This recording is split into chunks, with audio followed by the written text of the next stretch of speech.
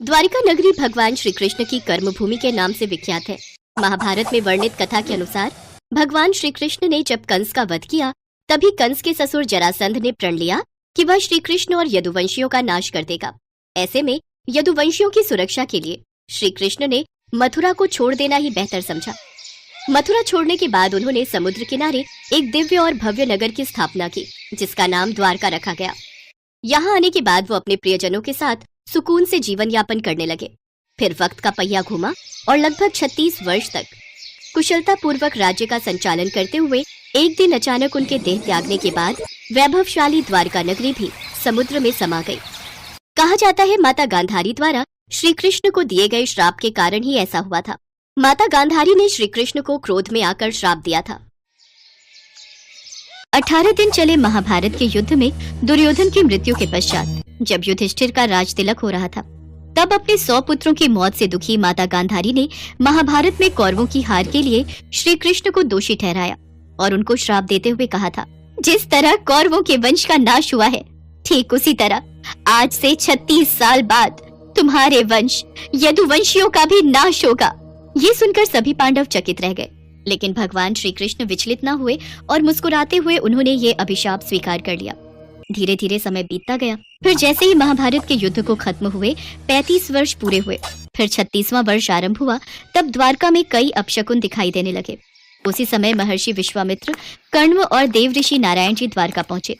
जैसे ही यादव कुल के नवयुवकों को पता चला कि कुछ ऋषिगण द्वारका पधारे हैं, तो उन्होंने ऋषियों के साथ मजाक करने का मन बनाया। फिर सभी यादव कुमार भगवान श्री कृष्ण के पुत्र सांब को स्त्री बनाकर ऋषियों के सामने ले गए और उनसे कहने लगे, प्रणाम ऋषिगण, ये स्त्री हमारे भ्राता बब्रू की पत्नी है और ये गर्भवती है। इनके मन में पुत्र की बड़ी लालसा है। हाँ ऋषिवर, कृपा करके बताएं कि उसके गर्भ में पल रहा शिशु लड़का है या लड़की?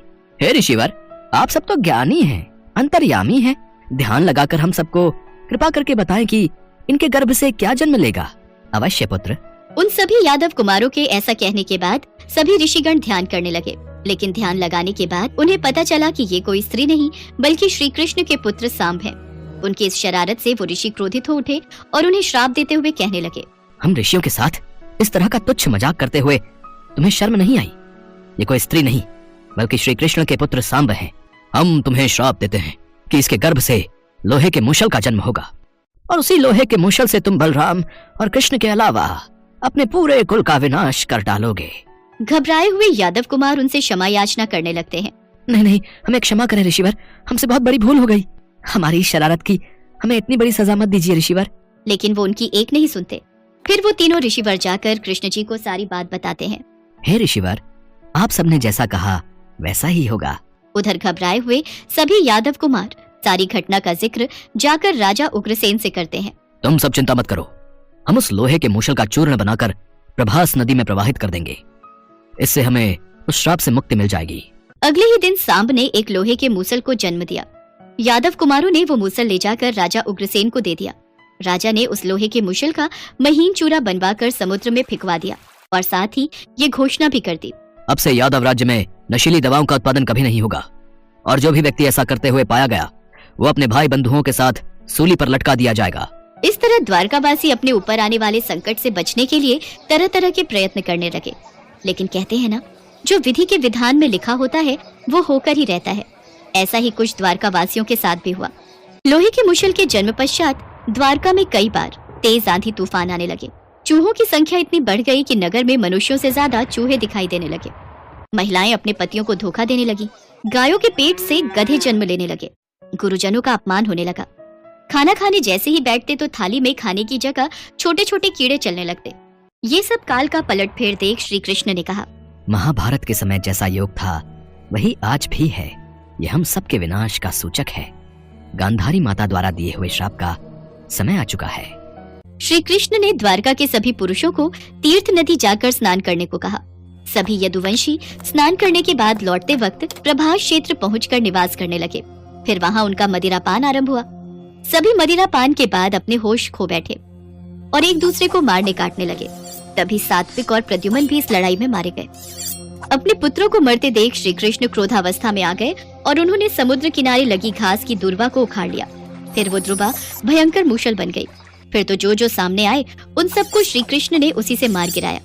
दरअसल ये ध्रुवा उसी लोहे के चूरे से उत्पन्न हुई थी जो उग्रसेन ने समुद्र में फेंकवाई थी। फिर काल की प्रेरणा से यदुवंशियों ने उन्हीं मूसलों से एक दूसरे को मारना आरंभ किया। जो भी क्रोध में आकर वो घास अपने हाथ में लेता, उसी के हाथ में आकर वो मूसल बन जाती थी। उस मूसल से पिता अपने बेटे और बेटे अपने पिता का वध करने लगे। श्री कृष्ण वहाँ खड़े खड़े विधि के विधान का खेल देख रहे थे। फिर जैसे ही उन्होंने देखा कि उनका पुत्र सांब और पोता अनिरुद्ध भी मारा गया, तब उनकी क्रोध अग्नि प्रज्वलित हो उठी और उन्होंने बाकी बचे यादवों का संहार कर डाला। इसके बाद श्री कृष्ण बलराम के पद चिन्ह देखकर जंगल की ओर चल दिए। वहां जाकर श्री कृष्ण ने देखा कि बलराम जी योग मुद्रा में समाधि लगाए बैठे हैं। तभी उन्होंने अपने शरीर का त्याग कर दिया और उनके मुख से एक विशालकाय मुख वाला सर्प निकला, जिसके कई मुख थे। फिर वो श्री कृष्ण को प्रणाम करके वहां से समंदर के रास्ते परम धाम को लौट गए। बलराम के प्राण त्यागने के बाद श्री कृष्ण जी समझ चुके थे कि अब सब समाप्त हो चुका है। कुछ देर बाद वो पीपल के पेड़ के नीचे बैठ गए। उस समय उन्होंने अपना चतुर्भुज रूप धारण कर रखा था। उस समय भगवान अपनी दाहिनी जांघ पर अपना बायां चरण रखकर बैठे हुए थे। उनका लाल लाल तलवा रक्त कमल के समान चमक रहा था। तभी वहां से एक बहेलिया गुजर रहा था। उसे श्री कृष्ण का लाल लाल तलवा दूर से किसी हिरन के मुख के समान प्रतीत हो रहा था। उसने उसे सचमुच हिरन समझकर तीर चला दिया। फिर जब उसने पास जाकर देखा तो वह कहने लगा, अरे ये तो चतुर्भुज पुरुष है। फिर वो डर के मारे कांपने लगा और श्री कृष्ण के चरणों में सिर रखकर कहने लगा, हे मधुसूदन, मुझसे अनजाने में ये पाप हुआ है। कृपा करके मेरा ये अपराध माफ कर दीजिए, या आप मुझे अभी के अभी मार डालिए ताकि मुझसे ऐसी भूल फिर कभी ना हो।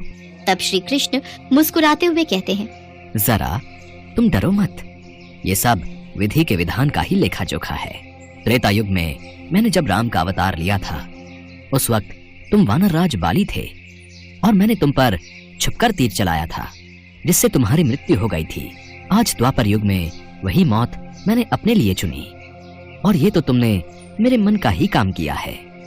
जा, अब तुम मेरी आज्ञा से उस स्वर्ग में निवास कर, जिसकी प्राप्ति बड़े बड़े पुण्यकारों को होती है। आपका बहुत बहुत आभार मेरे प्रभु। इसके बाद स्वर्गलोक से एक वाहन आता है और बहेलिये को उसमें बिठाकर ले जाता है। उधर श्री कृष्ण का साथी दारुक उन्हें खोजते हुए वहां पहुंच जाता है और उन्हें इस हाल में देखकर वह भगवान के चरणों में पड़कर रोने लगता है। दारुक, अब तुम द्वारका चले जाओ और वहां बलराम भैया जी की परम गति और मेरे स्वधाम गमन की बात कह देना, और सबको कहना कि वो सब अपना सामान और धन लेकर इंद्रप्रस्थ चले जाएं। मेरे न रहने से सारा द्वारका समुद्र में समा जाएगा। जैसी आपकी इच्छा मेरे प्रभु। कृष्ण जी की आज्ञा पाने के बाद दारुक वहां से चला जाता है। उसके जाते ही भगवान शिव, पार्वती, ब्रह्मदेव, सभी देवी देवता, अप्सराएं, राक्षस, देवगण भगवान श्री कृष्ण के परम धाम प्रस्थान को देखने बड़ी उत्सुकता से आते हैं और आसमान से उनके ऊपर फूलों की वर्षा करने लगते हैं। उन सभी देवी देवताओं को देखकर श्री कृष्ण जी ने अपनी देह का त्याग किया और कमल समान अपने नैनों को बंद कर लिया और हमेशा के लिए अपने स्वर्गलोक लौट गए। श्रीमद् भागवत के अनुसार जब श्री कृष्ण और बलराम की स्वधाम जाने की सूचना उनके परिजनों तक पहुंची, तो उन्होंने भी इस दुख से प्राण त्याग दिए। देवकी, रोहिणी, वासुदेव, बलराम की पत्नियां, श्री कृष्ण की रानियां आदि सभी ने शरीर त्याग दिए। उधर अर्जुन ने प्रभास क्षेत्र जाकर सभी यदुवंशियों का अंतिम संस्कार किया। अगले दिन वासुदेव जी ने प्राण त्याग दिए। उनका अंतिम संस्कार करने के पश्चात अर्जुन सभी द्वारका वासियों को लेकर द्वारका से निकल गए। जैसे ही उन लोगों ने द्वारका नगरी को छोड़ा, द्वारका का राजमहल और नगरी समुद्र में समा गई। कहते हैं द्वारका नगरी के अवशेष आज भी समुद्र में पाए जाते हैं, जिससे यही पता चलता है कि उस समय में भगवान कृष्ण की द्वारका नगरी कितनी भव्य और सुंदर रही होगी, जो एक श्राप के कारण तहस नहस हो गई और समुद्र में समा गई। कहा जाता है उसके पश्चात ही कलयुग की शुरुआत हुई।